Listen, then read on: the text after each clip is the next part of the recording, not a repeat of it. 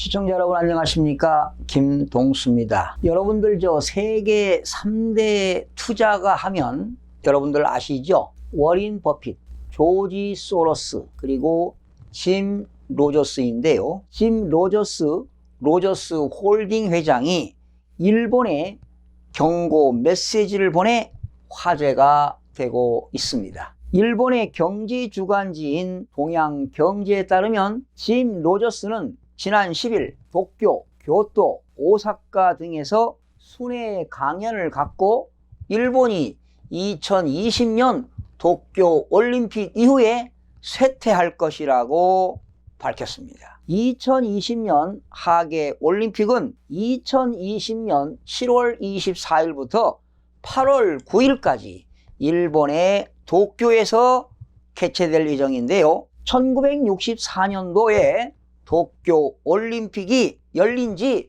56년 만에 일본 도쿄에서 두 번째로 개최될 예정입니다. 짐 로저스는 일본에 대한 경고를 했는데요. 미국과 중국의 한반도의 격변으로부터 사람과 돈의 움직임을 꿰뚫어 본다라는 주제의 강연을 진행했습니다. 올림픽으로부터 일본의 국가 부채가 더욱 커질 것이라고 우려를 했는데요. 일본의 지금 국가 부채는 1100조 엔이고 국민 1인당 885만 엔입니다. 역사를 보게 되면 올림픽이 국가의 돈벌이가 된 사례는 없다라며 일부 사람들에게 단기적 수익은 될 수 있으나 나라 전체를 구제해주지 못한다. 오히려 피해를 끼친다고 지적을 했습니다. 일본의 부채는 더욱더 커질 것이며 이는 나쁜 결과로 이어질 것입니다. 오래 지나지 않아서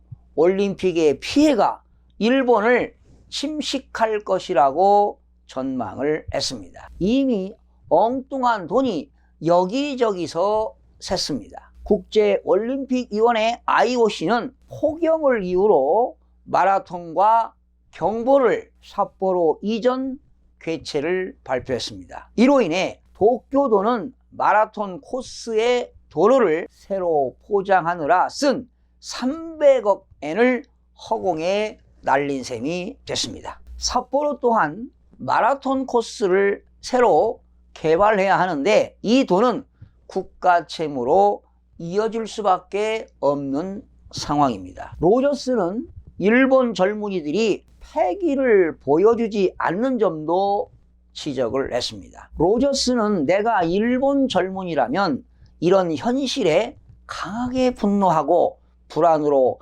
가득할 것이라면서 일본 젊은이들은 종사 희망 1위로 공무원을 뽑았다고 하는데 이는 전 세계 대부분의 나라에선 생각할 수 없는 일이라고 꼬집었습니다. 사실 우리나라도 공무원이 각광받고 있는 직업 아니겠습니까? 요즘 젊은이들이 공무원이 되겠다고 말이죠. 얼마나 시험 공부에 지금 매달리고 있는 실정입니까? 우리나라뿐만 아니라 역시 중국도 마찬가지입니다. 중국에서도 힘들게 공부하는 것 같습니다. 인적 자원에 기댈 수밖에 없는 일본으로선 젊은이들이 적극적으로 해외 취업을 하는 등 위험을 감수해야만이 수익을 극대화시킬 수 있는데 일본 젊은이들은 그렇지 못한다는 로저스의 설명입니다. 또 일본 젊은이들은 돈을 전혀 쓰지 않기 때문에 국가 경제 발전에도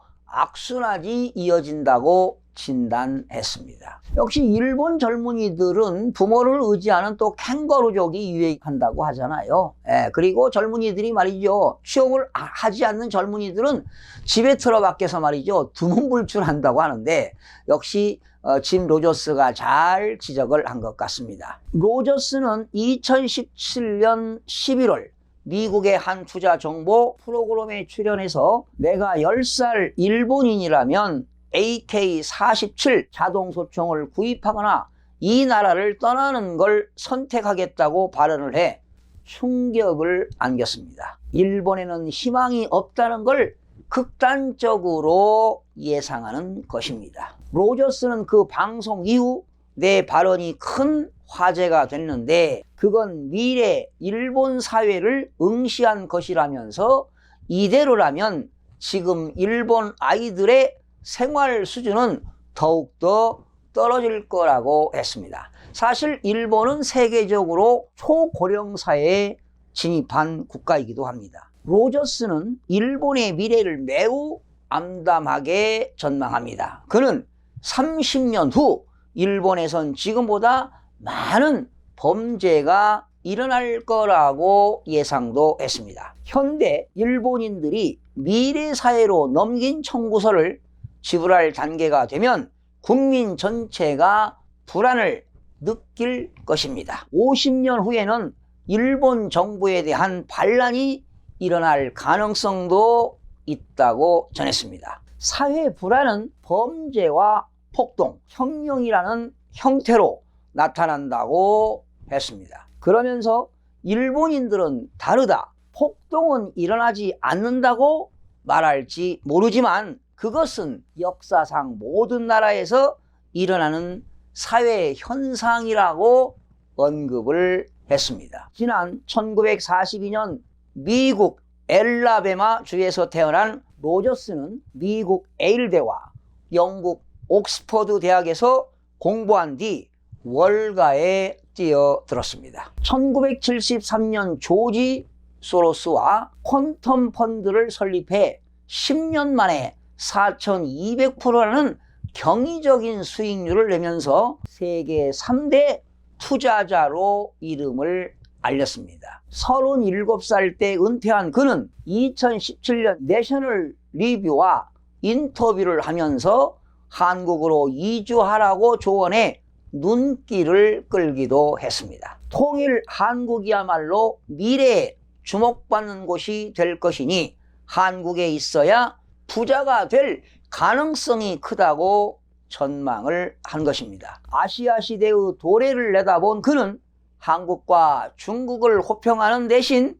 일본을 낮게 평가합니다. 실제로 그는 2007년 늦둥이 두 딸이 중국어를 보다 쉽게 습득할 수 있도록 싱가포르로 이주를 했습니다. 로저스는 자식들이 중국어를 할 수 있게 하라면서 그 다음은 스페인어, 한국어, 러시아다.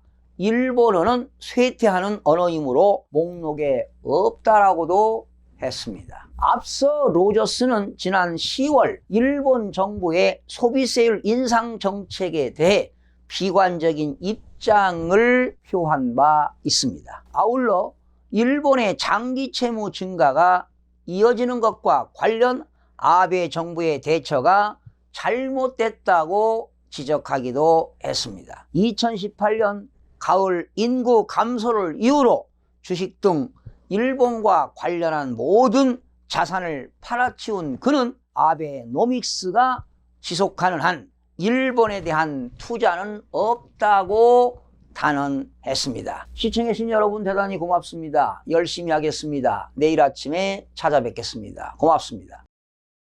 마음이 드셨다면 구독, 좋아요 꼭 부탁드리겠습니다. 고맙습니다.